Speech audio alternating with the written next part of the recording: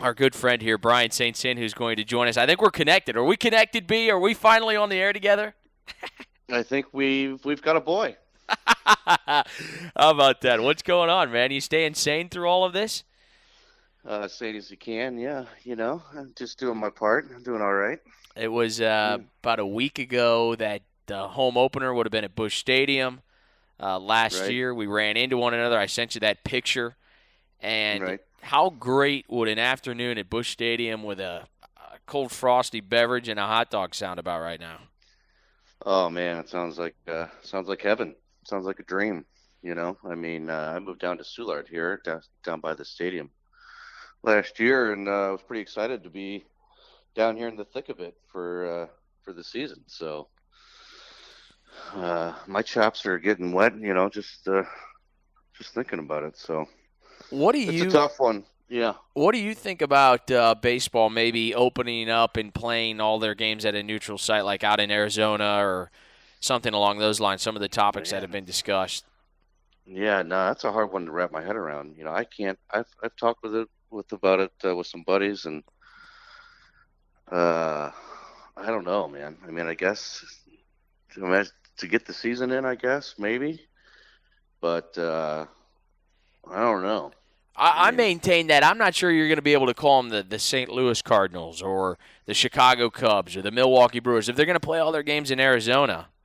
I think then you got to drop the city name. They're just the Cardinals or the Braves or the Texas or the Rangers. I mean, it's like I don't know. Part of the uniqueness about sports is that whatever city that you're from, you grow a passion because you get to go see them and they become part of the community. And if the games are going to be played and they're not going to be in the community, I just don't know. It seems like a big asterisk on the season, if you ask me. yeah, it sounds like they're just trying to get it in, and I don't know if that's really the right way to go about it. I agree with you. It kind of takes the city away from the team, and it's just a team, and it's just going to be on TV. So, off the top of my head, I'm saying no. I'm not really for it. Although I would like to watch baseball. I would like to, at least have something to talk about. But man, it just seems weird to have it in one spot. You know? Yeah, it does, and especially again, there's a lot of theories being put out there, but it does look like sports leagues are going to be given the green light to go ahead and try to build a plan to return, Hmm. albeit without fans, and that will be strange too. I mean, can you imagine watching a game with no fans in the ballpark? No, no. Man, I'd love to be a heckler though, and just you could really get your heckles out with nobody around. Well, maybe if you took like a bullhorn and went to the Yeah, streets, you or could so, just you could just like you could like out on out on just beyond the ballpark and just launch your heckling in through the left field and see if it catches right. because it's gonna be so quiet. The TV cameras might pick it up too, so you'd be the lone guy. That would be interesting. That would be interesting. You know. I'm sure if there's a way, there will be hecklers who will find their way onto to Sure. somehow becoming a part of these broadcasts. But yeah, I don't know. Thing that's getting me too is that the St. Hmm. Louis Blues are coming off a Stanley Cup run, and Stanley Right. Cup playoffs should be going on right now. I mean, it's a Thursday night. That typically means hockey night. Right. I know. It's a strange world right now, and you almost even forget about hockey, and then you think about, oh yeah, well then when golf and the Masters and all the stuff, and you're going, what in the heck is going on, man? So it's just I don't know. I don't know. In the sports world, I mean, obviously you're taking, and you guys, I mean, here you are calling a buddy because nothing else is going on here. You I know what I know. mean? Yeah, it really So is. it's kind of got weird for you guys. I mean, you got talk radio and sports talk. I mean, how much can you talk about without anything going on? You got to really do your due diligence reaching out to people to try to book guests, or else there's just no content. I mean, you could sit here and talk about the four bigger headlines from yesterday, but it all just Right. you kind of feel like you're chasing your tail because I mean, at what point does it get exhausting to talk about? Well, will baseball return? I mean, it's like Hmm. when it returns, it'll return. But to Right. sit here and speculate day after day about when they're going to play baseball in Arizona or when they're going to return to having fans in the stadium, it's just like, I'm not really sure. And then you got 1,000 people dying a day up in New York, and you start to begin to wonder if, like, talking about returning baseball is even the most. Is that the right thing to be talking about? I mean, there's just so much that you Right. don't really know. Sports radio is definitely interesting right now. Well, I'm sure it is. Uh, I'm sure it gets pretty exhausting for you, at times. But like you said, there's other important things going on and stuff, and so perspective's everything. Ba- But man, it's still great to talk about sports and to just Monday morning quarterback and speculate and all that jazz. So hopefully, everybody just keeps their diapers on and we get through this stuff. Most importantly, diapers clean. Yeah, exactly. We all know that we all have a friend who has their diapers on, but they're not clean. Well, my diapers, I gotta rewash my diapers. It's getting weird over here. Hey, So, desperate times, desperate measures. You can't just be throwing them out after one use now. apparently not. It's like Vietnam all over again. How do you remember any of the 1982 World Series? I mean, I know you were around, but you're pretty young. You know what? I was around. I was about 5 years old. I do remember my mom took me and my brother to the airport to greet him. And I'm pretty sure that was 82. It might have been 85 now that I think about it. But that was back when you could go to the airport and you can, go in and I forget, maybe it was the division round or just the pennant race, where we would go to the airport and greet these guys after a loss or whatever. We come back, we would have our little pennants and our little ice cream cones and so it was kind of a different time as a fan back then, where you could get pretty close to them at the airport and stuff. But the '82 series, I mean, I look back on it now, and go, wow, what a team, and what a style of baseball that you don't see very much anymore, and hopefully that'll come back around, don't you think? I hope so. They replayed Game 7 of the 1982 World Series a few days ago on MLB Network. And I got to tell you, what an entertaining brand of baseball. I mean, it helped the fact that you had some iconic broadcasters doing the games. But, man, Sure. The 1982 team was just filled with, I mean, it was Whitey ball. They put the ball in play. We saw a little bit of it, I think, return, last postseason with the Washington Nationals. I mean, they just put everything in play. And they were able to get on base and run and utilize their speed and pitch well. And the combination of pitching, defense, and team speed, boy, I'll tell you, it's a time-tested theory that really never ages. Well, it's a lot about putting the ball in play, at least on the offensive side of that. Is getting the ball in play, hitting it to a certain side of the field, and knowing what to do when that ball was in play. First to third, or if a ball's hit to left, all right, well, I got a chance to score at this because the guy's got to turn over his left shoulder to make a throw. Different things like that, I think, that are kind of getting a little, we got the home run ball, which was great and everything. But, with these new shifts today, we were talking about it the other day, Nate, and these boys better learn how to slap a ball and bunt. For the love of God, it better start happening. You know what I mean? Oh, yeah, and they won't. I mean, I remember, we might have even been at the game together when Matt Carpenter, they give him the whole third base line. The guy won't put a bunt down. He just won't do it. And you're sitting there wondering to yourself, what will it take for this guy to think that he's not going to hit a $190 and keep pulling the ball to the right side to the second baseman? I mean, how many times do you have to see a guy roll over to the right side?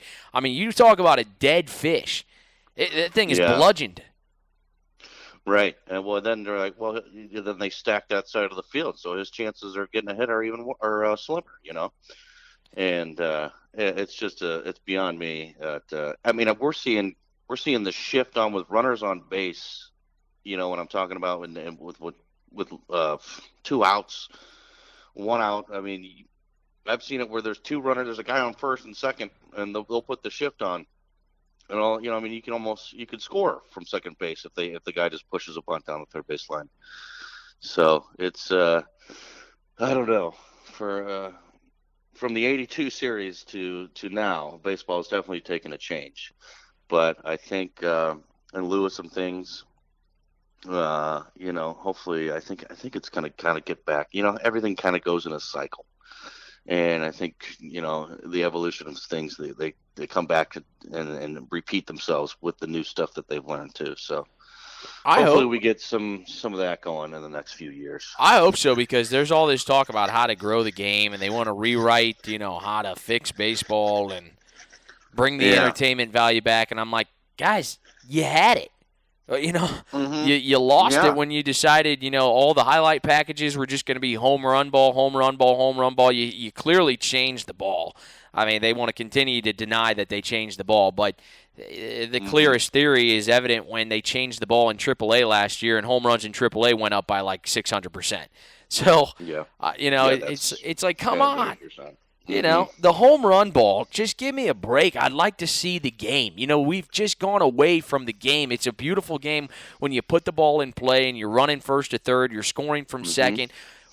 I want the game. Let's make the great return of the double in Major League Baseball, and I think you'll see ratings go up in droves. Yeah, I agree. I mean, if some guys could just push a bunt down the third base line, they could get a double. It's wild, isn't it? I mean, you got Major League players who can't even get a bunt down. Think about that.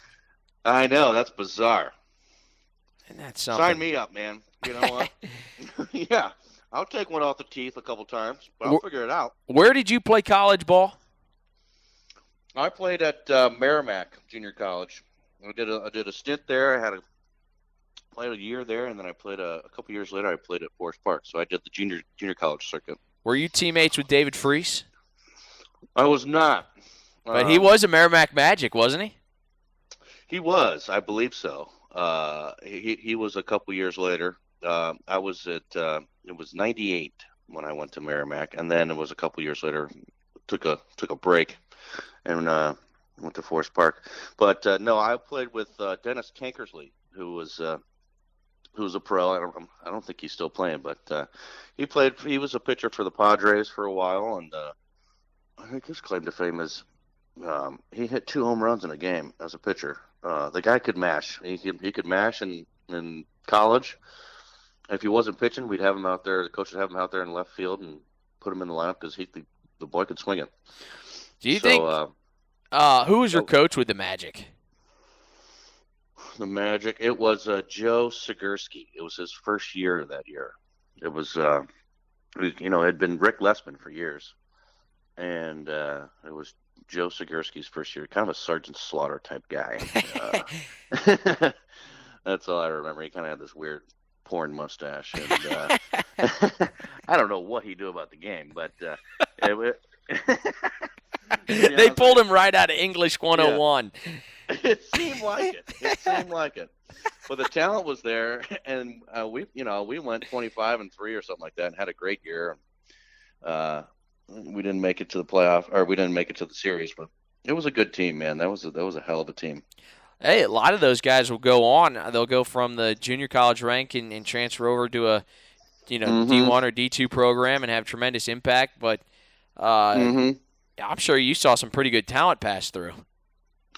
We did. Now, when I played for Forest Park a couple years later, there was Armando Polanco was on the team. That was Placido's little brother. Oh, and no kidding. And he was a great guy. Great. And so, but we would see Placido. He would come down to the batting cage or the gym or whatever, and he'd drop off some bats. And Pujols was a good friend of his as well. And it's kind of funny because Pujols, he would call Armando, and then Armando would answer, and we'd all be at the restaurant in between games or whatever, eating and stuff, and he'd say, "Hey, it's Pujols," or he'd just give the phone to somebody, and somebody would answer the hello, and like, "Oh my God," you see their face kind of drop, and then they kind of say something, and they give back the phone to Armando and say, "It was Pujols, oh my God," or there was Yachty, it was like, "Hey guys, how you doing? I hope you have a good game today. It's okay." Yeah.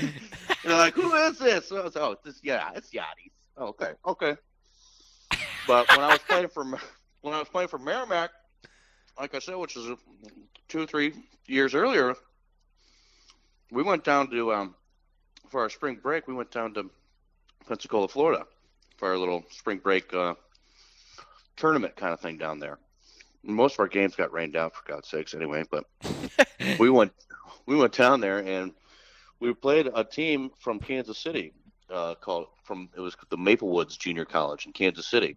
And lo and behold, I didn't realize at the time, somebody had told me later, many years later, that there was a shortstop on that team named Albert Pujols.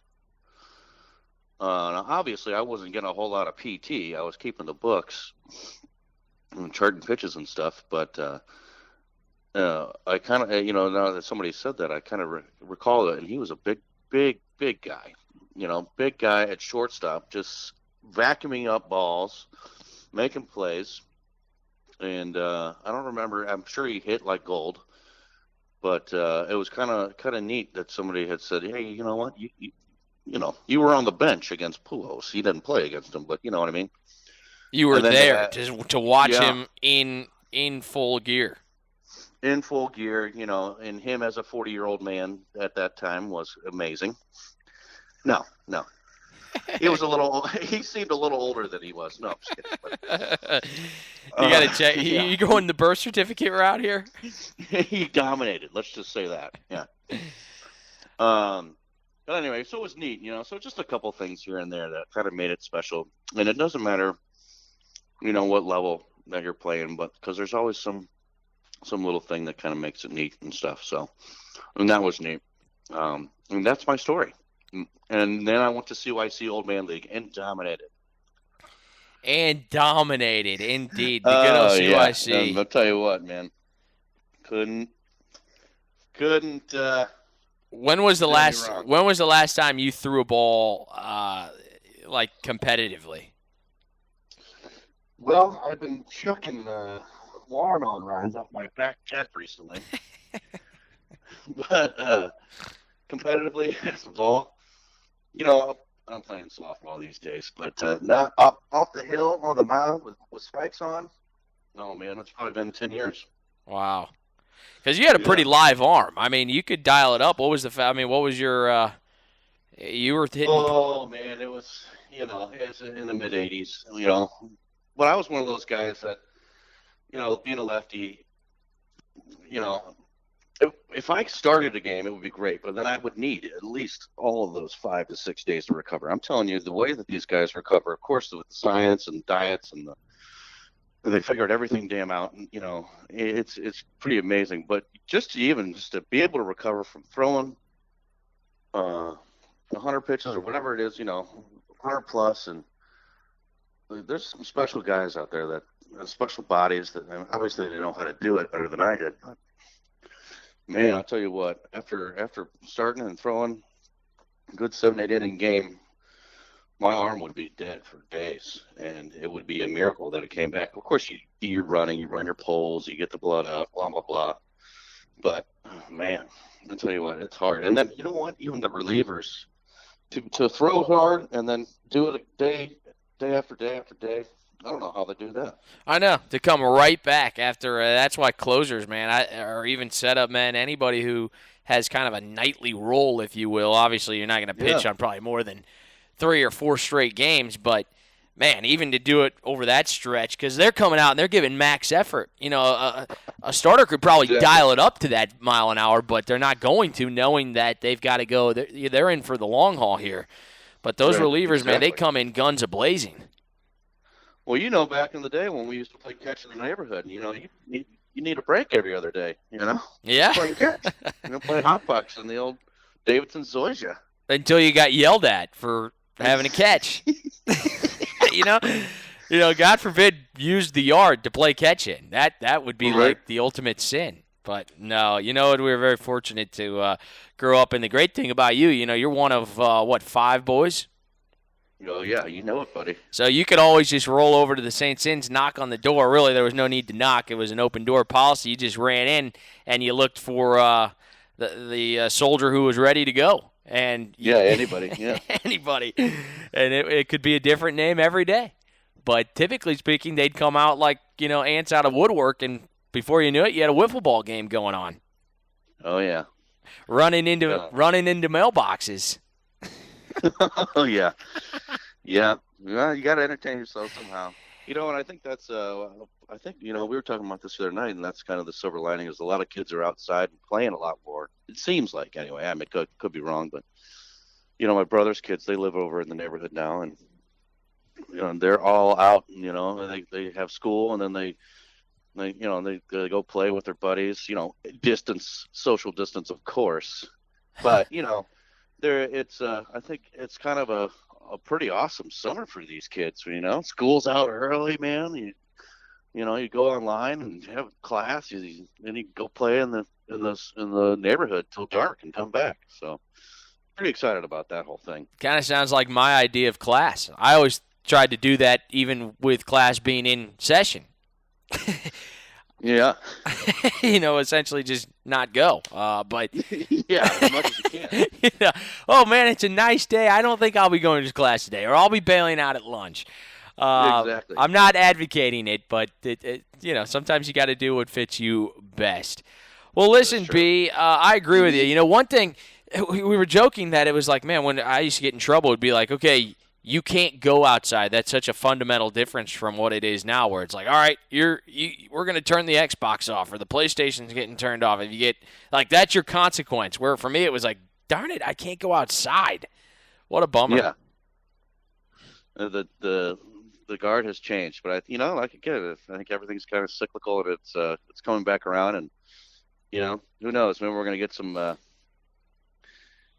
COVID-19 prospects coming up out of this. You never know. You never know. In all sorts of sports, you say, oh well, there was that one summer where I was just outside all the time and I fell in love with this game, and here I am. So you never know. Well, B, good to hear from you. Continue to stay sane and healthy, and I'm gonna hopefully put some pants on and get some coffee. Well, that's always a good idea. Don't burn the coffee, and don't burn your pants off. So with Sounds that, good, Nate. B, we'll talk to you on the other side of this and catch a game soon, partner. All right, brother. All right. Good cards. Thank you. Brian St. Cyr joining us here on Jock 98.7. We'll take a timeout. We'll come back and put a bow on the Thursday edition of the Sports Report next. Jock 98.7.